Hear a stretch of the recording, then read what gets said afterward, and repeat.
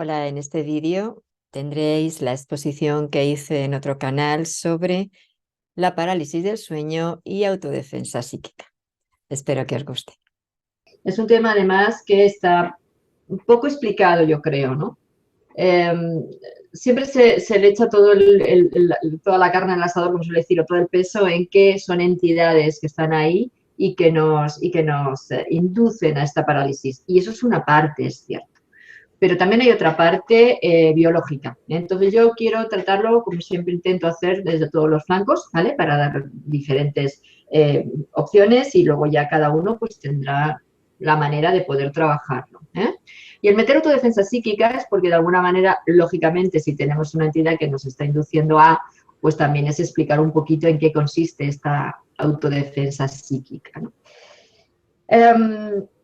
Vamos a empezar por lo de la parálisis del sueño. A ver, la parálisis del sueño en realidad es cuando sentimos que parece que estamos despiertos, pero nuestro cuerpo no obedece. Dentro de lo que es en sí la parálisis del sueño también hay distintos grados, porque hay veces que casi que sentimos que estamos en un sueño, todavía no estamos plenamente lúcidos. Y luego nos vamos volviendo cada vez más lúcidos hasta que vemos eso, que estamos lúcidos, pero el cuerpo no responde, ¿no? Podríamos asemejarlo a una especie de catalepsia, aunque en la catalepsia la persona no tiene tanta lucidez como en una parálisis del sueño. ¿Bien? Lo más importante cuando nos sucede esto es que no entremos en pánico, es decir, y que no busquemos la manera de salir de una manera desaforada, de una manera no controlada de este estado, porque no vamos a poder hacerlo. Como tampoco querer, pues no sé, llamar al que si tenemos a alguien al lado, ¿no? Durmiendo con nosotros, llamarle o darle, porque va a ser muy difícil. Sí que es cierto que hay que intentar moverse, eso por supuesto, pero ahora cuando veáis las distintas formas de los distintos estados que podemos tener, pues podéis entender de qué manera poder hacerlo con mucha más, para que realmente podáis salir de ese estado lo antes posible, ¿vale? Que sea lo más rápido posible. Porque hay personas además que llevan muchos años sintiendo estos bloqueos, otros menos, pero hay personas que conozco que llevan muchos años y que no terminan de controlarlo, ¿no? Vamos a ver, como digo, hay una parte que es biológica, ¿m? Y hay otra parte que es por inducción de entidades, pueden ser del astral, sean de lugares tercera cuarta de nuestro estado o de bajos astrales más densos, o entidades psiques externas o extraterrestres, como en el caso de abducciones, que también provocan estos estados de parálisis, ¿no? Esto sería una de las partes, ¿no?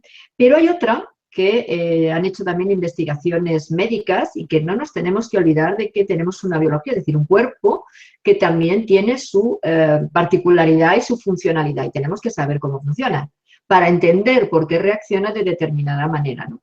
Entonces, estas investigaciones médicas que han hecho en los distintos trastornos del sueño, pues se dice que cuando estamos en la transición entre el sueño y la vigilia, es decir, entre el sueño y el despertar, ahí es donde hay un momento previo a que es cuando nos puede dar estos estados de no control del cuerpo, pero también puede ser de la vigilia al sueño, no solamente en el despertar, sino también en el dormir.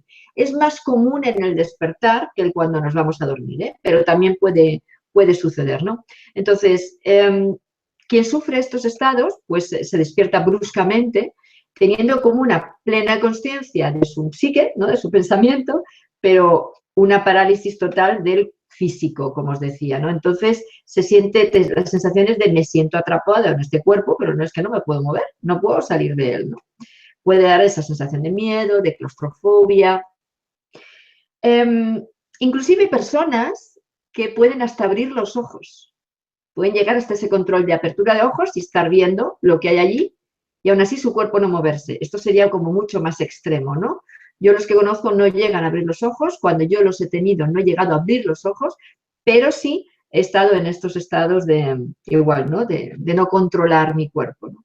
Entonces, claro, puede abrir los ojos, no puede emitir sonidos, no puede mover ni un solo músculo. Entonces, claro, como digo, el problema es importante, ¿no? La angustia y el miedo, pues es importante. Inclusive, hay personas que pueden tener como sensación de alucinaciones auditivas o visuales que pueden coincidir con presencias. Alucinaciones o realidades, porque pensemos, nosotros No controlamos nuestro cuerpo físico, pero claro, estamos todavía conectados con ese otro lado, es decir, con ese astral, con esos planos sutiles. Un médico puede decirnos que estamos padeciendo alucinaciones auditivas o visuales. Desde mi punto de vista, no son tales alucinaciones, o sea, son realidades que están ahí y que ya conectamos con ellas, aunque no podamos tampoco intervenir, ¿no? También es cierto que hay veces que cuando es una energía que está ahí afectándonos, no siempre podemos verla. Estamos paralizados, pero no nos permite esa entidad verla. En estos estudios, como os digo, el trastorno se debe a que hay algún tipo de alteración en el estado REM del sueño. REM es cuando estamos en un sueño profundo y los ojos se mueven muy rápido, entre ese estado y la vigilia. Es decir, es como que hacemos un salto de ese estado REM a la vigilia brusco y entonces en nuestro sistema, que ahora explicaré cómo funciona el cerebro, no puede seguir los pasos convenientes para que el control del cuerpo se dé, ¿no? Entonces, literalmente, tú estás despierto, pero tu cerebro es como que no está despierto. Todas las partes de nuestro cerebro, solo la parte psíquica, pero no la parte física, ¿vale?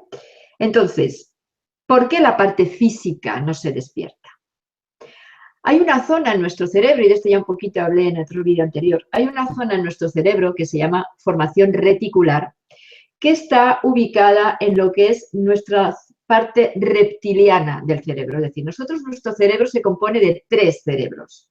El reptiliano, y por favor, vamos a dejar las razas ahora aparte, ¿vale? Esto tiene que ver con cómo evolucionó nuestro cerebro, y si es cierto que tenemos genética de distintas razas, vale, pero centrémonos en el cerebro solo. Tenemos una parte, como digo, reptiliana, que es como lo llaman también los médicos, y que se encarga del control de nuestro cuerpo físico, es decir, de eso que no se despierta, ¿vale? De los músculos, de las funciones vitales general, de los ojos, de poder hablar. Eso estaría en esta parte, en esta formación reticular. Entonces, y en esta parte reptiliana específicamente. Ahí tenemos los nervios cefalorraquídeos, que son los que van controlando estas funciones vitales y básicas de nuestro organismo. Aparte de este cerebro tenemos el límbico o el emocional, que es el que estaría relacionado en el proceso evolutivo con lo que son los mamíferos. Esta parte es la que está justo en el centro del cerebro, que si vemos en una foto, veis en una foto cuando cortamos el cerebro en vertical, es la parte central, donde veis así como si hubiera una especie de ojo, que es lo que se llama el ojo de Horus, esa zona de nuestro cerebro, y que es donde tenemos la glándula pineal, la pituitaria, el hipotálamo, y lo que es la zona somática del cerebro. Fijaros, nosotros decimos que nos enfermamos porque las emociones las somatizamos a través del cuerpo y derivan determinadas enfermedades, ¿cierto? Pero hay una parte en nuestro cerebro que se encarga de este proceso de somatización. Y es justamente esta formación reticular unida a la zona del cerebro donde sentimos, que es justamente en esta zona central o límbica. Cuando se interactúa, es decir, hay una comunicación, ¿vale? Por tanto, interactúan. La zona reticular con el hipotálamo y la pineal y la pituitaria, en ese proceso interno cerebral es donde se produce la posibilidad, ¿no?, la predisposición orgánica a somatizar. Cuando tenemos una formación reticular muy activa, la persona es muy somática. ¡Qué casualidad! Somatiza mucho esas emociones en enfermedades. Cuando esa formación reticular es menos activa, la persona somatiza menos. Por lo tanto, aquí tenemos la base de cómo funciona nuestro cuerpo, hacia tanto la somatización de las emociones como hacia el control de este cuerpo cuando pasamos del sueño a la vigilia o de la vigilia al sueño. Las dos partes están en esta formación reticular. Por eso se dice también que se encarga justamente de esos procesos de sueño y vigilia. Entonces, cuando hay una alteración en esta formación reticular o en este tronco encefálico, que es donde estaría ubicado, y que luego comunica también con la médula espinal, es cuando se nos altera el control. Pero os decía que hay 3 cerebros en nuestro cerebro. ¿Cuál sería el tercero? Que casi me lo dejo ahí perdido. Justamente el intelectivo, el que es propio del humano, aunque el humano tengamos los 3, porque los necesitamos, claro, en sintonía. Pero el intelectivo, que es el córtex, la parte externa, la corteza de nuestro cerebro, y ahí es donde se producen todos los procesos intelectuales. Entonces tenemos el intelectivo, el emotivo y el puramente físico. ¿Bien? Bien, cuando entre los 3 no existe esta comunicación, porque algo lo intercepta, entramos en la falta de control o en esa parálisis del sueño. ¿Qué puede producir esta parálisis del sueño, por tanto? Una acción puramente biológica en esta zona de nuestro cerebro, en la parte reptiliana, o una acción externa en esta zona. Si es una acción interna, es decir, por una disfunción, por ejemplo, hay algunos tipos de epilepsias que generan estas parálisis. Las mismas ausencias, no yo estoy diciendo las convulsiones, que sería el mal, como le llaman el mal mayor, ¿no? De la epilepsia, sino el mal menor, que son ausencias en el que la persona se queda en un estado como cataléptico, puede estar con los ojos abiertos, tal cual esté posicionado, un tiempo, y luego de repente el cerebro hace clic y vuelve otra vez a despertarse. Esto tendría que ver también con esta parálisis, porque es la misma zona la que se queda afectada. En esta parálisis, en esta zona reticular hay lo que se llama el sistema SARA. Vale. El sistema SARA es un sistema activador de los impulsos del cerebro. Es cuando desde esta zona, se llama formación reticular además porque es como un retículo, como si fuera una tela. Son distintas hebras nerviosas que forman como una especie de tejido y en los cruces de estas hebras se forman masa gris del cerebro, donde por lo que es como que activan el impulso, ¿no? Para que pase por estas hebras y entonces estas vías van provocando que la comunicación se dé, es decir, que la información se transmita desde la zona central, o ese como si fuera el cerebro, ¿no? La cabeza central del cerebro del ordenador, quería decir, y que esa información se vaya transmitiendo a los distintos músculos, a los sistemas, etc. Entonces, este sistema SARA es el que genera precisamente esta comunicación. Y ahí tenemos las vías aferentes y eferentes, que son los que llevan el impulso de un lado al otro.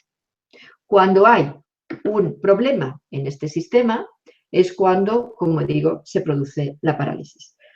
Fijaros, nuestro cerebro puede estar despierto o dormido, ¿no? Ya lo sabemos. Bien. El que esté despierto o dormido tiene que ver con este punto específicamente del SARA dentro de esta formación reticular, dentro de esta parte reptiliana de nuestro cerebro. ¿Bien? De manera que cuando, por ejemplo, no sé, en una película, bueno, familiares que os hayan dicho, esta persona está cerebralmente muerta, es decir, hay una muerte cerebral o el electroencefalograma plano, es decir, cuando le hacen la prueba no hay actividad. ¿Vale? Quiere decir que el SARA o esta parte de nuestro sistema cerebral está apagado, es como si le hubieran dado el interruptor y lo hubieran apagado. Problema, que cuando el SARA se apaga ya no hay quien lo encienda, no se sabe los médicos cómo encenderlo. Por eso dicen que la persona está cerebralmente muerta. Puede estar cerebralmente muerta, pero ¿quiere decir que la persona esté muerta? En realidad no. Quiere decir que su cerebro no va. Pero su corazón puede seguir yendo. ¿Por qué? Porque el corazón tiene su propio sistema nervioso. Dentro del corazón hay 2 puntos, 2 nódulos, que son los que dan el impulso nervioso para que el corazón lata. De manera que por eso una persona puede estar en coma, en el que su cerebro no funcione, pero sin embargo no está muerto. Esto mismo es el proceso que siguen los médicos para los trasplantes. Para mí los trasplantes es como, pues, ¿cómo se llama? El Frankenstein, ¿no? Es lo mismo. Para mí, la verdad, que el doctor Frankenstein es la misma línea que han seguido los médicos con el tema de los trasplantes. Y yo no digo que la gente que quiera trasplantarse o dar un órgano, claro, lógicamente está en su pleno derecho y me parece fantástico su decisión. Pero Para que a una persona le quiten un órgano, le tienen que tener cerebralmente muerto, pero físicamente vivo, es decir, el corazón tiene que seguir latiendo. Las personas que digáis que queréis donar órganos os dejarán en este estado de letargo, quitarán los órganos y luego ya pues pararán el sistema del corazón. Y a los que a los familiares os pidan los médicos permiso, pues es lo que harán. La persona no está fallecida. El corazón sigue latiendo. Solamente el cerebro está muerto, es decir, el sistema SARA está apagado. Entonces, este sistema SARA, como os digo, esta parte de nuestro cerebro reptiliano es la que se encarga de despertar al cerebro, es decir, es como le damos al interruptor y el cerebro se despierta y entonces, ¡pum!, reaccionamos, nuestro cuerpo se mueve. Le quitamos el interruptor y entonces apagamos el interruptor y entonces entramos en el sueño y del sueño podemos entrar a un estado más profundo hasta llegar, pues eso, cuando nos morimos, ¿no? Y ya es un estado más profundo y el cerebro deja de funcionar. Le damos al interruptor y si hemos llegado a ese punto ya no va. En la parálisis del sueño sí va. Podemos reaccionar. Y en las catalepsias, que sería un estado intermedio entre la muerte cerebral y la parálisis del sueño, es curioso que una persona en estado de catalepsia parece que su cuerpo está muerto. Sin embargo, la persona no está muerta. Por eso, antiguamente, cuando enterraban a algunas personas que en realidad no estaban muertas, sino en catalepsia, luego, al abrir los ataúdes, los veían arañados. Que aquello era de película de miedo, claro. Entonces, ¿qué hicieron para que esto no sucediera? Les ponían en el dedo gordo del pie una cuerda atada a una campanita, la cuerda la sacaban de la caja, lo sacaban donde tenían enterrado y ponían una campanita. Y entonces, si sonaba la campanita era porque la persona estaba en catalepsia, lo sacaban corriendo los enterradores. La verdad es que de película de miedo, pero esto es real, ¿eh? Es real. Y toda esta capacidad de controlar nuestro cuerpo, ¿dónde está? En esta zona de nuestro cerebro. O sea que, como veis, hay una parte puramente biológica de nuestro cerebro, por eso no podemos controlar la movilidad, porque actúan sobre esta formación reticular y específicamente sobre la parte que se llama, los médicos llaman SARA. Vale, es siglas, ¿eh? Sistema aferente, ¿cómo es? Sistema activador reticular ascendente, por eso se llama SARA. Bien, entonces, fijaros, si nosotros tenemos un tema interno, es decir, que cuando pasamos del dormido al despierto le cuesta a nuestro sistema SARA entrar en movimiento, lógicamente entraremos en parálisis del sueño. Aquí no habrá acción externa, será puramente biológica. Pero, y vamos a la otra parte que nos interesa ahora, existe la posibilidad de una acción directa sobre este sistema SARA a través de determinadas entidades y a través de determinadas psiques que pueden paralizar el impulso de poderle dar al interruptor, ¿vale? Entonces, si nos cortan el impulso, si hay una especie de cortocircuito ahí y paralizan ese impulso, lógicamente, aunque estemos despiertos mentalmente, nosotros no controlamos nuestro cuerpo. Ahí, sabiendo esto, lo que tenemos que hacer es actuar directamente sobre esa parte de nuestro cerebro, que sería, como digo, de la nuca a la médula, ¿vale? A la columna, esa zona pequeñita. Ahí es donde actuaríamos de una manera consciente cuando estamos en esa parálisis y, por tanto, reaccionaríamos. ¿Por qué? Porque evitaríamos que la psique o la energía del otro nos indujera a no poder despertarnos. Como siempre digo, cuando estamos en ese estado, lo que no tenemos que hacer es buscar fuera, que como en toda la vida siempre buscamos fuera, vaya. Es decir, a ver si el otro me oye, a ver si le doy una patada, a ver si se me mueve el brazo, se os va a dar igual, si no vamos a poder hacerlo. La única manera es concentrar toda nuestra energía y nuestra intención en nuestro yo, de manera que podamos directamente accionar nuestra parte cerebral y entonces despertaremos. La mayoría de las personas, cuando empezamos a despertarnos a ese otro lado, es decir, a despertar nuestra conciencia, a entender que somos más que un cuerpo físico, a entender que está en esos otros planos, esas otras entidades, esos otros lugares, ¿vale? Es muy común que pasemos momentos de parálisis del sueño. Precisamente porque como estamos empezando a conectar con el otro lado, y esa puerta se abre, del otro lado también conectan con nosotros. Y entonces actúan sobre nosotros para hacernos pasar miedo y quitarnos la idea de que vayamos avanzando. de que vayamos desarrollándonos, de que vayamos despertando. Ese es el final y el principio de todo esto. Por lo tanto, si empezamos a tener eso, una conciencia y una acción directa sobre nuestro sistema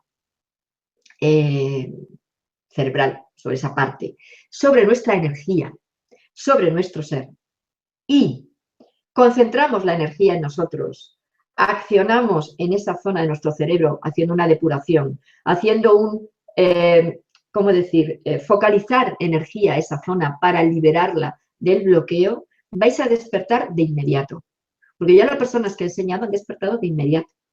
Inclusive conocí a una chica, muy jovencita, con 12 años empezaron a la pobre a generarle las parálisis, ¿no? Al principio iba la madre al médico y le decían que, bueno, pues que le hicieran estudios del sueño, no daba nada. Por si era epilepsia, pues no. Y entonces cuando yo la conocí tenía 14, yo creo, sí, tenía como 14 años, y entonces la enseñé a hacer esto. Ella sobre todo le daba en la siesta, más que por la noche, porque ahí estamos en una especie de dormivela y somos mucho más accesibles. Entonces yo le decía, a ver, cuando te pase esto primero, no tengas miedo porque no te va a pasar nada. Controlar el miedo es difícil. Pero claro, tú sí que estás despierta, tú puedes manejar ese miedo. Y entonces le decía, imagínate que en ese momento es como si tuvieras a alguien encima de ti. ¿Qué harías? Me decía, pues le daría patadas, le daría puñetazos, por lo mismo. Empieza a hacer eso. Empieza a imaginarte en esos estados que aunque tu cuerpo físico no lo puedes controlar, lo que tienes encima es un ser energético, no es un ser físico. Pues tu ser energético que empuje a ese ser que está encima de ti, como si le dieras de puñetazos, como si le dieras patadas, como si le abofetearas. Inclusive mentalmente le dices, lárgate de aquí porque es que voy a por ti. Oye, inmediato. Al día siguiente, cuando le pasó, hizo esto, la cría me llamó, ¿qué ha funcionado? ¿Qué ha funcionado? Y empezó así a trabajar. Pues cuando pasó como 4 o 5 semanas, me llama, partida de la risa, diciéndome, no te vas a imaginar lo que he hecho. Digo, a ver, cuéntame. Me dice, he hecho lo que me has dicho como siempre y funcionaba, pero es que me he levantado de la cama de inmediato y como he vislumbrado como una sombra que salía corriendo, miro detrás de él. Fue la última vez que esa niña tuvo una parálisis del sueño. ¿Por qué? Porque ya controló la situación y porque ya lo que fuese, ¿verdad?, la cogió miedo y ya no se atrevió a volver a acercarse a ella. Eso está bien. Porque luego decís, bueno, pero entonces, eso es una manera agresiva o violenta de defenderte. Es que cuando tú estás paralizado no tienes otra opción. Es como si estamos por la calle, ¿verdad?, y viene alguien a robarnos el bolso. ¿Qué vamos a darle luz? ¿A hacerle entrar en razón? O si podemos, damos un tirón del bolso, si le podemos dar una patada, un bofetón, se lo damos. Yo haría lo segundo. No me arranca, vamos, y si puedo, le doy con el bolso en la cabeza. Lo tengo clarísimo, pero no me roba. Si viene a, yo qué sé, pues a hacerme daño, a pegarme o a robarme ya a nivel físico, me refiero, pues no sé, quitarme la ropa o a quererme violar, yo me lío a patadas con esa persona, no le permito que me toque. Esta es la idea al principio de cómo salir de estos estados. Pero independientemente de esto, sabiendo dónde está el punto de incisión para que nos puedan bloquear, ya no haría falta esto tampoco. Porque entonces, si nosotros volcamos nuestra energía en esta zona de nuestro cerebro, si empezamos a rodearla de energía violeta, por ejemplo, que es depurativa, y además que quema todo lo que es dañino, si empezamos a protegernos antes de dormir, por ejemplo, a imaginarnos que nos ponemos como si fuera un casco de motorista, pero con bufanda, ¿vale?, para proteger esa zona. Si empezamos a hacer una acción directa sobre nuestra parte anatómica que puede ser dañada, ¿no será mucho más difícil que nos hagan daño? Si antes de acostarnos nos metemos en una pirámide, por ejemplo, de espejos. Si la cama la protegemos con un dosel de energía violeta o plateada, que son las más protectoras. Lo que más protege es el violeta, el plata y el platino, esos colores. El dorado no funciona, ¿eh? Tiene otro tipo de frecuencia y actúa de otra manera. Si hacemos todo esto, por supuesto que vamos a poder defendernos y vamos a poder cada vez controlar más estos momentos de parálisis hasta el punto de que ya no nos suceda. Te digo, yo tuve un periodo que me pasó y luego ya se acabó. ¿Por qué? Porque cada vez que percibía la más mínima presencia, la más mínima acción, yo reaccionaba rápido. Directamente me quitaba la energía del medio. Hasta que llegaron ya a no hacerme nada. Pues esta es la idea. Que podáis saber cómo funciona vuestro cuerpo para poder incidir directamente en las zonas donde nos tocan. ¿Bien? Si veis que ya hay otra alteración, pues por ejemplo, como digo, ¿no? En los casos de epilepsias o en los casos de otras alteraciones a nivel puramente neurológico, entonces ahí hay que trabajar con esa parte, es decir, accionar sobre la parte física, lógicamente, porque hay una alteración física y aparte también trabajar en el otro aspecto. También hay veces que si estamos pasando por momentos de mucho estrés, de mucha tensión, de, pues no sé, momentos emocionales muy complicados, puede sucedernos esto, que el cerebro haga, como digo, se apaga, hace clic porque no puede aguantar más y es una manera de protegerse. Pero esto es otra cuestión, esto no tiene que ver con una acción externa que nos quiera dañar, sino que nuestro propio cerebro, por ese estrés agotador, tiene que desactivarse para poder protegerse, porque si no, podría suceder algo malo, como puede ser, no sé, un derrame cerebral o algún tipo de problemática. Entonces, hay personas que tienen ese código interno de autosanación en su genética y entonces ¡clic!, apagan. Yo ahí también puedo aportar experiencia personal, porque yo tuve unos momentos muy complicados hace muchos años en los que tuve una entidad que me estaba dañando, yo estaba entonces aprendiendo, ¿no?, a defenderme de todas estas historias. Como siempre digo, pues intento que con mi experiencia aportar, ¿no? No solamente de teoría, sino práctica, porque ahí es como realmente para mí es lo más válido, ¿no? Entonces yo estuve pues como 4 meses muy complicada, ya digo, con una entidad que quería pillarme. Yo entonces tenía muchísimo miedo pues a las brujerías, a las posesiones, a todo esto. Bueno, casualmente lo tuve que pasar en mis propias carnes.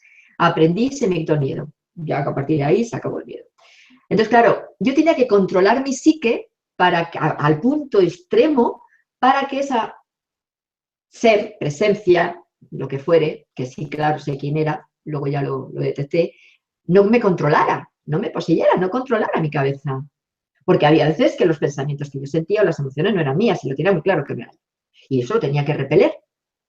Entonces, claro, era un estrés constante que me generaba además dolores de cabeza, tenía problemas en la comida, había veces que vomitaba la comida porque no podía tampoco mantenerla en mi estómago de ese constante, como digo, estrés y miedo, porque era pánico lo que yo tenía en ese momento.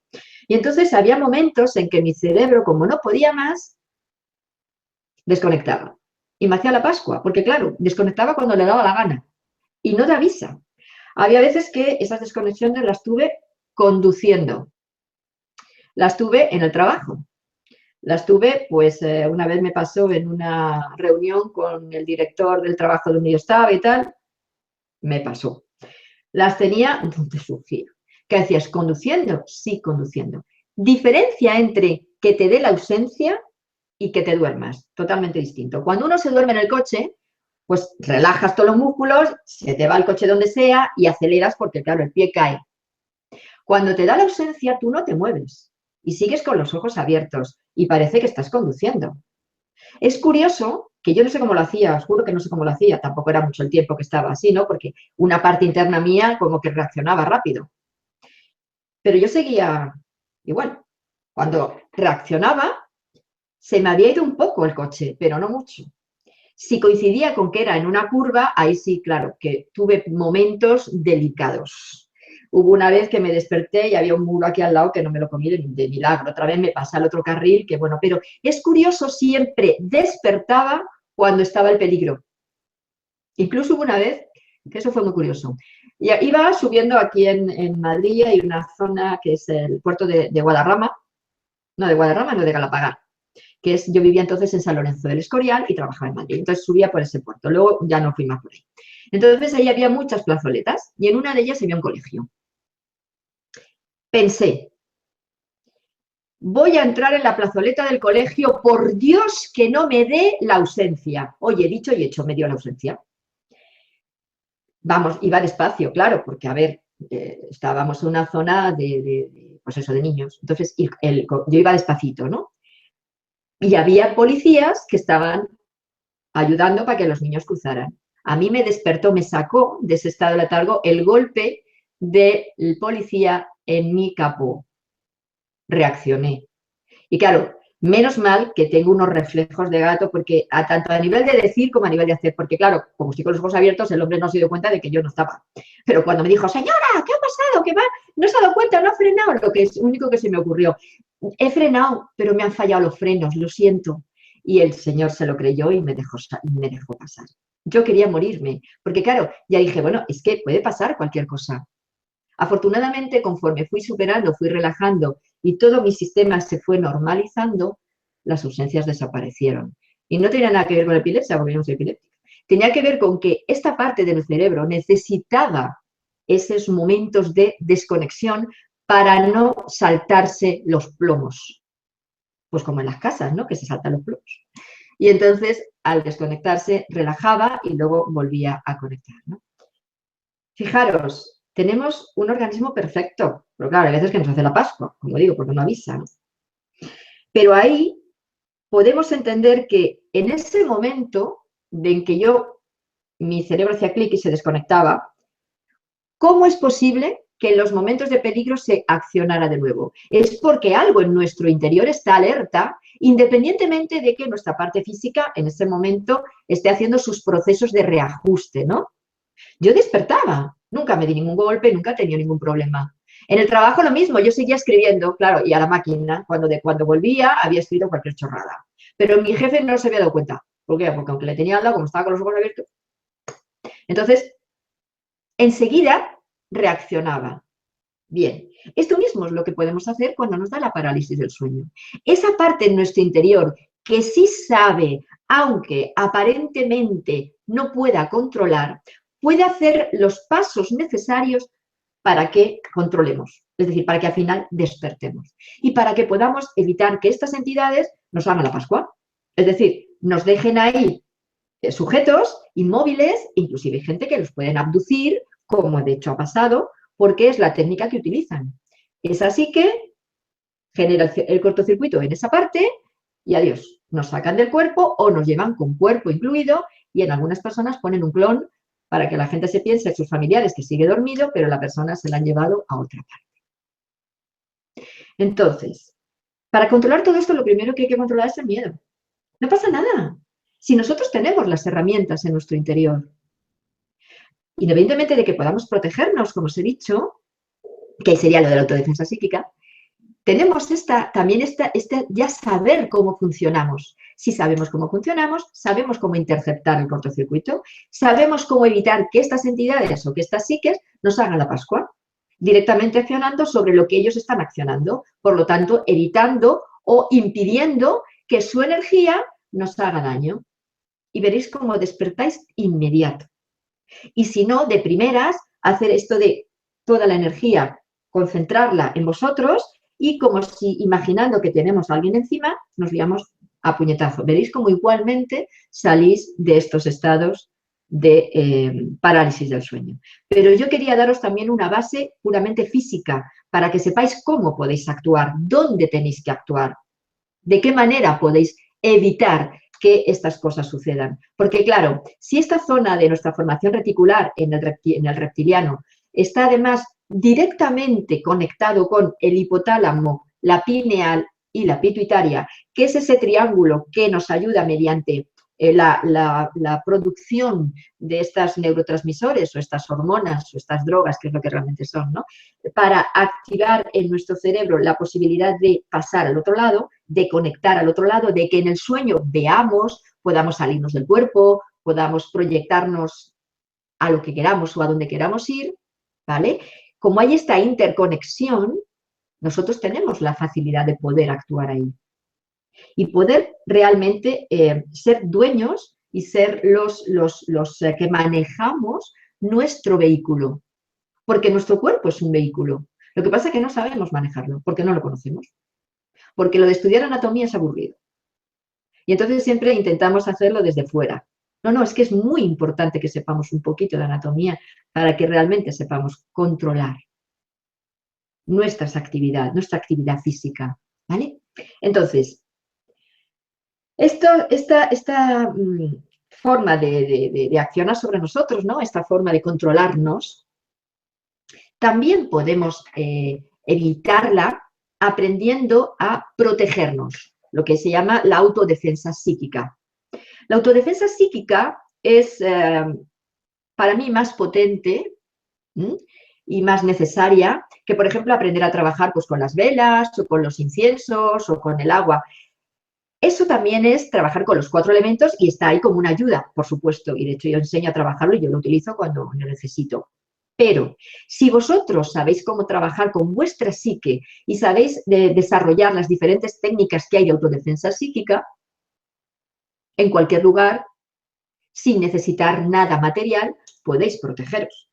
Es como cuando en el vídeo que expliqué de lo de ángeles y demonios, me parece que fue en ese, donde hablaba de la película, ¿no? de Salem, cuando el sacerdote se escondía detrás de su cruz para que, bueno, pues que no, el vampiro aquel no le atacara, y el vampiro le cogía la cruz y le decía, tú, con tu energía, enfréntate a mí.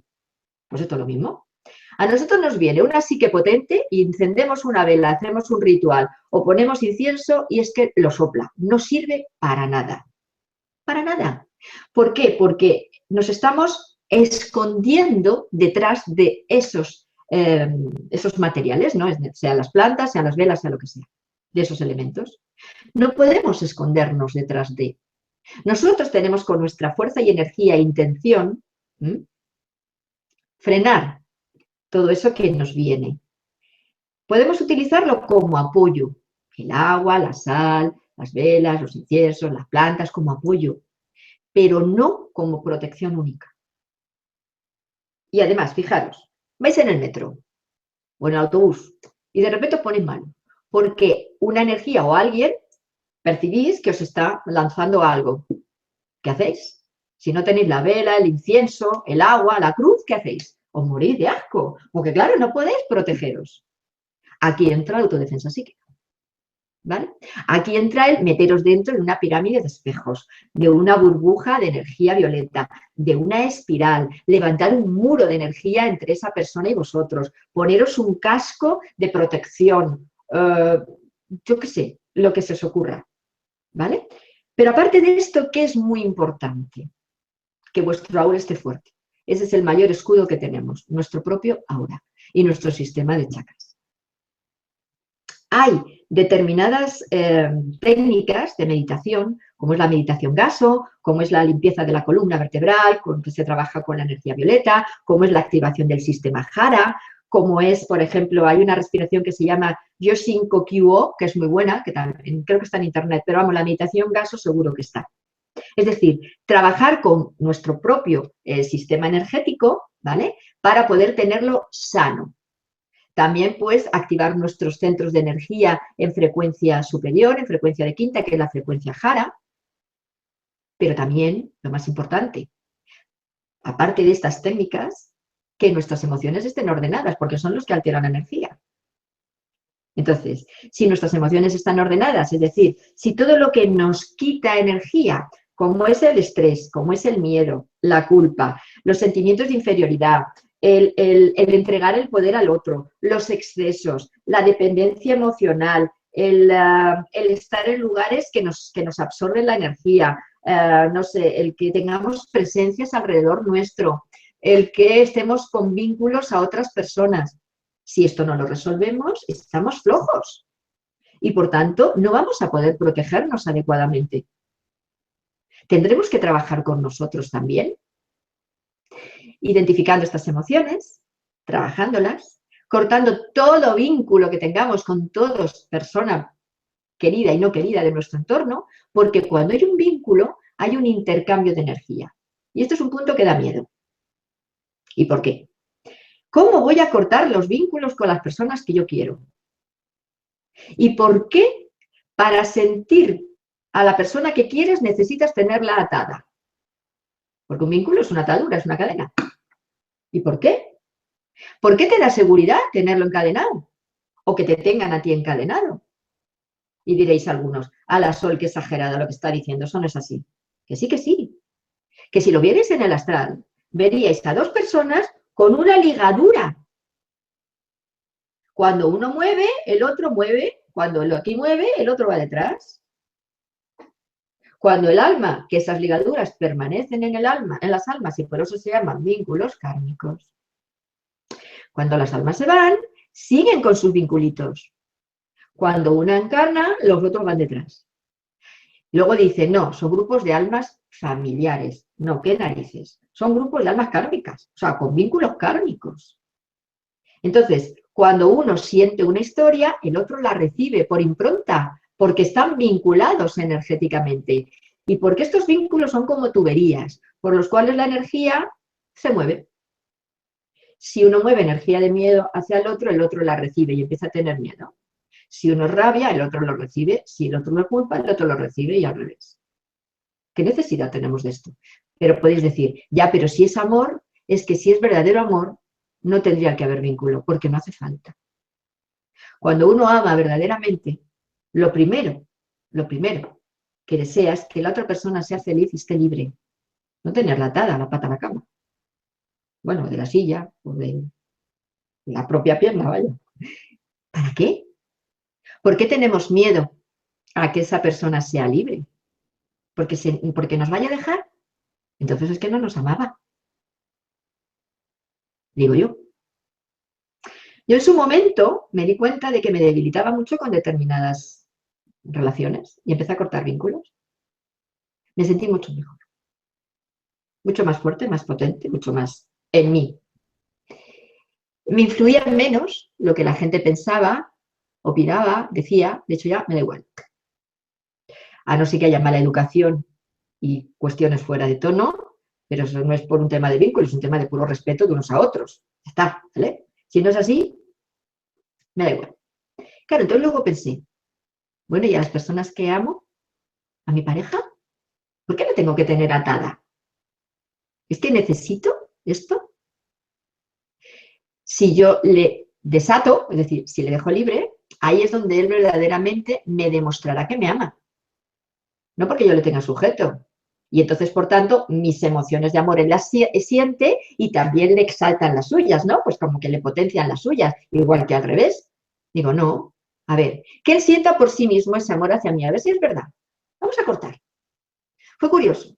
Cuando corté, las cosas fueron mejor. Porque claro, también esa otra parte de miedo, de inseguridad, de desconfianza, etcétera, etcétera, claro, ya no haber vínculo, pues no se intercambiaban. Entonces, es más puro. Cada uno siente desde su centro. Y luego se comparte esa emoción, pero sin vínculo, sin encadenamiento, porque nos quita energía, mucha. Máxime cuando es una relación de dominio, de maltrato, etcétera, etcétera. Y ya ni os cuento. Entonces, todo esto nos quita energía y nos debilita. Si nos debilita, estamos vulnerables al entorno y no solo al entorno, estamos vulnerables a todo. Hasta estas psiques que nos están queriendo influir en nuestro comportamiento nocturno, es decir, nuestro descanso. Porque si estamos libres, si estamos fuertes, si estamos energéticamente sanos, es mucho más difícil que se acerquen, es mucho más difícil que puedan incursionar en nuestro campo áurico, en nuestra protección innata que tenemos todos. Si nuestra psique está centrada, somos mucho menos influenciables. Por lo tanto, ellos, aunque quieran entrar, no pueden. Porque aunque estemos dormidos, reaccionamos en el sueño y les decimos, aquí no pasas. Por aquí no pasas porque no te dejo. Y no pasan. Y entonces los veréis como una entidad externa en un sueño que está queriendo atacaros, pero no puede atacaros. Porque ahí ahí es cuando podemos verlos. Mientras que no podemos verlos es porque ellos controlan. Cuando empezamos a controlar a nosotros ya les vemos. Y ya les decimos, ala, largo de aquí porque ya te pillo. Ya como que no vas a poder. Hay otra técnica de defensa, de protección, que es la espada de luz. Es como si nosotros todos tenemos una espada de luz. Es su energía, pues como en la Guerra de las Galaxias tienen esas espadas, pues una cosa similar. Son espadas de justicia y de verdad, en realidad, son espadas de luz en el cual nosotros cuando algo nos influye o tenemos ese tipo de energías, podemos con esa espada de luz que quema todas esas energías abrirnos paso. Pues como las personas en una selva se abren paso con su cuchillo, espada o aquello, no sé cómo llamarlo porque es una especie de espadón raro, pero bueno, con eso, ¿no? Entonces, eso también lo podéis hacer. Hay otra técnica que es de protección de escudos, pues con energía diamantina o con figuras geométricas. El animal de poder, saber cuál es vuestro animal de poder. Eso también os ayuda, porque él está ahí precisamente para poder acompañaros en el camino. El animal de poder es como, entra dentro del mundo de los elementales y son los protectores de la tierra, ¿vale? Son energías de la tierra que están con nosotros, nacemos con ellos, ya en acompañamiento, eso es muy en la línea chamánica, etc. Y entonces, de esta manera, nosotros tenemos su energía cobijándonos. Pero vamos, no hace falta que sea un león, un tigre, una pantera, un elefante, no hace falta, ¿eh? Cada animal tiene su don, su don. Podéis tener un ratón, podéis tener un conejito, podéis tener, pues no sé, un escarabajo, y os va a proteger igual. Sí es cierto que cada animal tiene su peculiaridad y cada uno tenemos específicamente el que necesitamos, dependiendo de nuestra misión. No tenemos uno, tenemos dos. Uno que es realmente el protector, que es el que yo identifico con la parte de nuestra energía femenina, porque es la que protege, la madre, y luego tenemos el otro que es el que nos empuja, el que nos enseña, como el maestro de camino, que es el que está con la energía masculina. Y luego hay otra energía que es la que nos identifica a nosotros, que lo podemos relacionar también con un animal, ¿no? Porque nosotros tenemos una forma de ser, una forma de ir por la vida, ¿no? Entonces eso también pues nos ayudaría a conocernos mejor. Entonces, trabajar con los animales de poder es maravilloso en este sentido y os puede dar mucha luz para entender todo esto, ¿no? Y luego, bueno, pues como decía, lo de las visualizaciones, que si me meto en la burbuja, que si me meto en la espiral, que si formo muros, que si me meto una pirámide, que si me cambio en el astral las formas, por ejemplo, pues no sé, hay personas que hacen trabajos en el astral, y van haciendo terapias o a proteger.